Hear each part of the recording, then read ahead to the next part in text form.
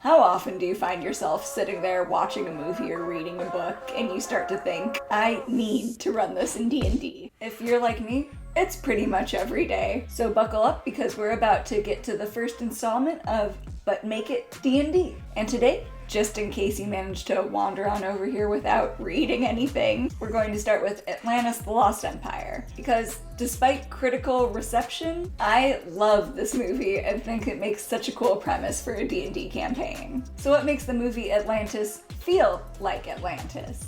And how can you use those elements in your next campaign? So first things first, you'll want to think about the big quest that your players are about to go on. Finding Atlantis via the Shepherd's Journal is the central plot of this movie. And so you can choose to make this a Wondrous Location quest, but consider making this a Wondrous Item quest instead.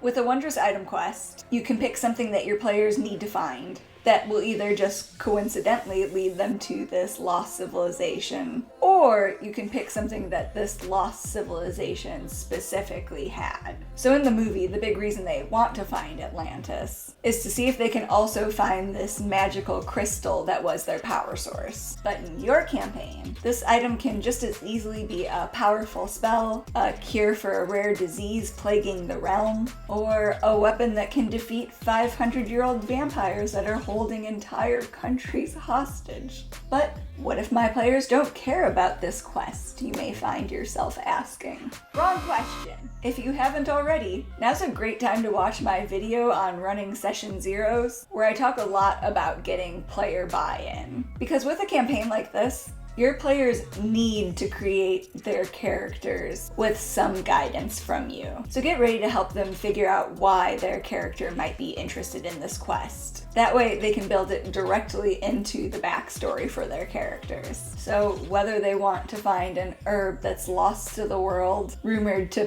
potentially still exist in the region you might be traveling to, or if they just want infinite amounts of treasure. Unless maybe you're just in it for the money. Money. Money. Money. Money. I'm gonna say money. You know they'll be ready when that story hook finally pops up. After you figure out what kind of quest you're going to use for your adventure, it's time to think about the vibe for your setting. You'll want to start your players in a major city of sorts, but once things start heating up, you'll want to transport them to somewhere more remote. This is a game that's going to involve a lot of exploration and survival, and this is a great match for bringing them somewhere like the Underdark, or even to another plane like the Feywild. Whichever direction you go though, you want to make sure that your players are going to have limited interaction with civilization as they know it. You kind of want them to have to oscillate between only being able to rely on each other and between having to learn about new civilizations and ways of being. For the Atlantis-inspired campaign I'm running right now, I've actually flipped the script a bit. My players are starting in the Underdark and are on a magic item quest that will lead them to the surface world. This way, almost all of my campaign is taking place in the Underdark, and I have most of it as being unexplored. There are a few large cities clustered together, but once they're past a certain area, they literally have no idea what's in store for them. They can guess, they can do their best to prepare, but they know they're definitely in for some surprises. That unknowing sense of wonder goes so far in making this wondrous item quest feel like a journey to the center of the Earth style epic. So this isn't really a campaign for somebody who wants to play a jack-of-all-trades type of character. Part of what makes Atlantis so great is the cast of wild characters, and all of them have their own specialties. This is the campaign for all of those weirdo specialized builds that your players may have been wanting to try. Maybe someone's idea for being the face of the party will revolve around being an Underdark anthropologist, one who's studied all of the diverse cultures that occupy the depths. Maybe another player's been waiting to play an artificer who specializes in alchemy, especially if they get to use parts of all of the weird creatures they'll find in their little experiments. Or maybe you have a player who's been waiting for a great Old One patron to finally be a reasonable choice for their warlock.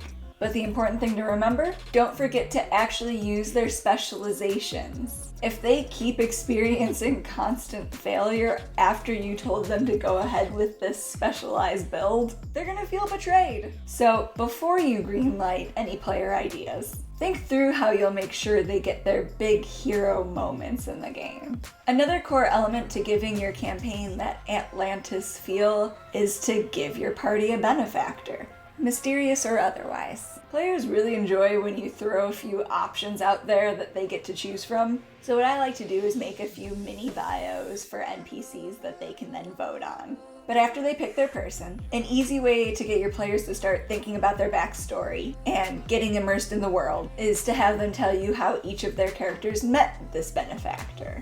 And then you can even take that information to further build this benefactor NPC out.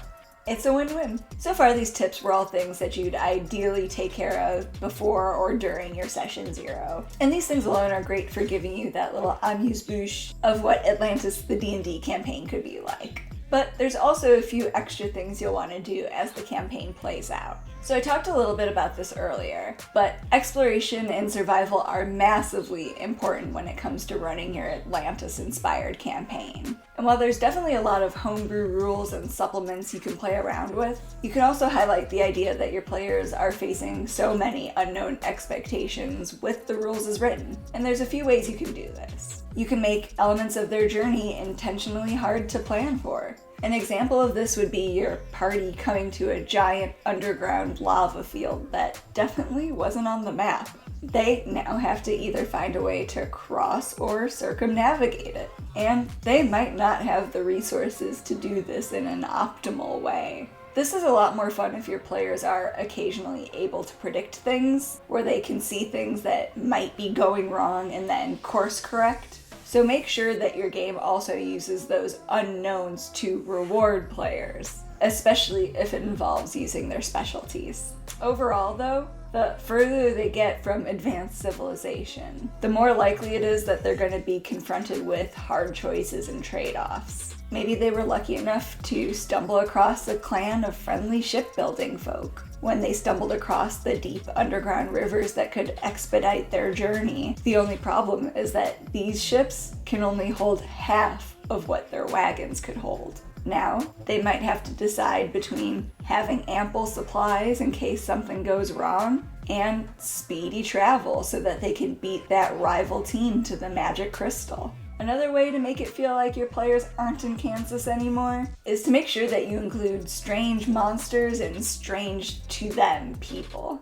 Including all sorts of aberrations and beasts is an easy way to up the ante on the feelings of danger. An adventurer would know that wolves are scary, and so would we if one approached us all hungry like in the woods. But you know what's 20 times scarier? A jellyfish-like aberration with human legs that just shrieks and shrieks and shrieks with a human woman's voice once it's on you. There's a difference between something that's run-of-the-mill scary and something that's unsettling. And for an Atlantis-style campaign, we're going for the latter. But this definitely doesn't only apply to monsters. Consider having people that have a disarming quality that your players might run into.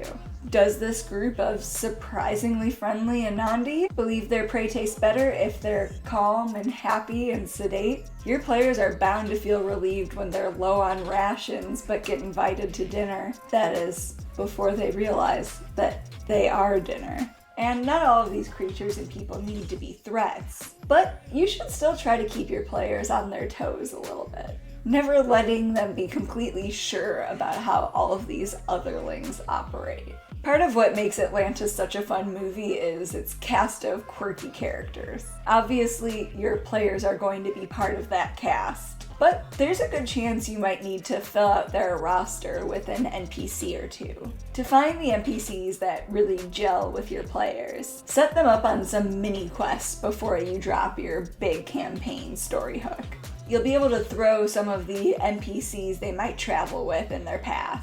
That way you can see who they think is the most helpful, who they get a kick out of, and never underestimate the power of having somebody that they hate accompanying them. But if you need some ideas for potential NPCs, I made you some for free based on the characters in Atlantis. And you can find a link for that PDF down below in the description box. A critical component of running Atlantis, though, is going to be planning out that heel turn. And a critical component of that critical component is going to be not deciding who the heel is at the start of this campaign. Don't do it. No, you're gonna want multiple candidates for someone who might betray the party. And a lot of the times, your players might accidentally give you ideas for who it actually is, as well as what motivations they might have. Never underestimate the amount of work a player can actually do for you.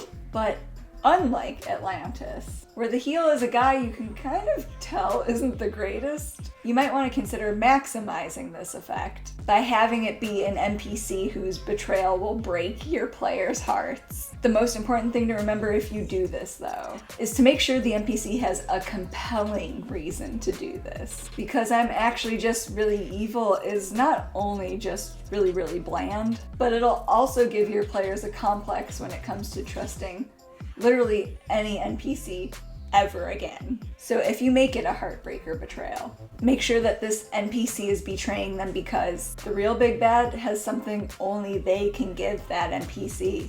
That way, when they steal the wondrous item or sell out the party, the players will at least know they had their reasons. And if you don't think that you can pull something like this off, don't worry. Sometimes it's just as satisfying knowing that NPC you hated the entire time really is just a rotten pile of pond scum. An important thing to remember if you plan on giving this Atlantis-inspired campaign a shot is to give it a twist. Make it your own. In my campaign, my players actually are part of that lost civilization. They've been cut off from a world that's now completely different from their own. They just don't know it yet. Don't be afraid to use these ideas as a jumping off point for your own thing, though, because these tips are meant to be guidelines, not railroads. And unlike the movie, you don't have to follow a script. If you enjoyed this video, make sure to click that like button, but also tell me which movie or book or show you think I should do next. Don't forget to grab your freebie, and if you enjoyed this, you might also enjoy my video on using loot for crafting.